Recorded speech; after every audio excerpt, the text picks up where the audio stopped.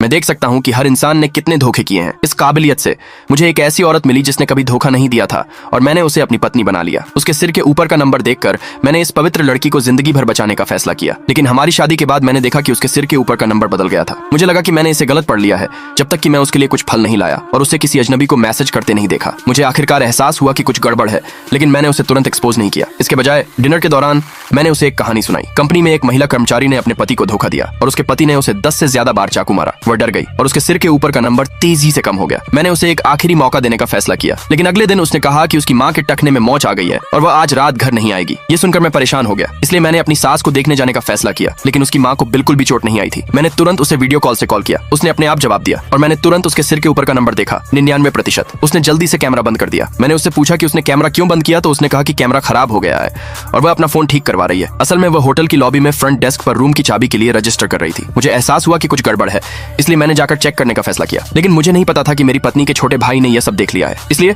उसने तुरंत उसे मैसेज किया। जल्द ही फोन की लोकेशन के आधार पर मैं सीधे होटल पहुंचा। मैंने फ्रंट डेस्क पर अपनी पत्नी का नाम बताया और पूछा कि क्या उसने चेक इन किया है। फ्रंट डेस्क ने कहा कि वे गेस्ट की जानकारी नहीं दे सकते। मैंने एक गिफ्ट कार्ड दिया और वे तुरंत चेक करने लगी। तभी मेरी सास और उनके भाई भी आ गए। मेरी सास ने मुझसे उनके साथ जाने के लिए कहा। मुझे पता था कि सच मेरे सामने है। जब हम बहस कर रहे थे तो फ्रंट डेस्क ने कहा कि उन्हें वो मिल गया है। मैंने उनसे तुरंत मुझे ऊपर ले जाने के लिए कहा। वो मुझे दरवाजे तक ले गई, लेकिन तभी मुझे अंदर से अजीब आवाजें सुनाई दी। मुझे बहुत गुस्सा आया। मैं तुरंत अंदर घुसने के लिए तैयार हो गई, लेकिन मेरी सास और उनके भाई ने दरवाजा रोक दिया, ये कहते हुए कि उन्हें लगता है कि उनकी बेटी धोखा नहीं देगी। लेकिन मैंने उन्हें ऐसे होटल में कमरा बुक करते देखा था जहां बेवफाई की दर 99% से ज्यादा थी। चाहे जो भी हो, मुझे उन पर यकीन नहीं हुआ। मैंने उन्हें एक तरफ धकेला और दरवाजा लात मारकर खोल दिया। दूसरे पार्ट के लिए कमेंट में यस लिखे।